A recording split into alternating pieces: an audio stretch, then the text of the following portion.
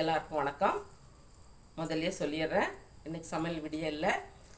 இந்த வெயில் காலத்துக்கு தகுந்தபடி முடிய ஹேர் க்ரோத் பண்ணுறது எப்படின்னு சொல்லிட்டு ஒரு சின்ன வீடியோ. அதுக்கு ஒரு 2 டம்ளர் பச்சைப்பயிறு, 1 டம்ளர் வெந்தயம், ஒரு 10-20 செம்பருத்தி பூவு, ஒரு 10-20 இலை செம்பருத்தி இலையே, அது கூட ஒரு கொத்து கருவேப்பிலை தலை போட்டு நல்லா 2 நாள் நல்லா வெயிலில் காய வச்சு எடுத்து அரைச்சி வச்சுக்கலாம்.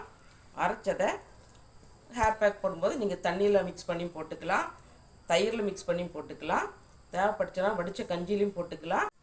இல்லை கத்தாழை எடுத்து மேலே இருக்கிற தோலை சீவிட்டு உள்ளே இருக்கிற ஜெல்லை மிக்சியில் அடித்து கூட மிக்ஸ் பண்ணி ஹேர் பேக் போட்டு ஒரு 1/2 hour கழித்து தலையை ஷாம்பு போடாமல் அப்படியே வாஷ் பண்ணால் தலைமுடி சூப்பராக இருக்கும்.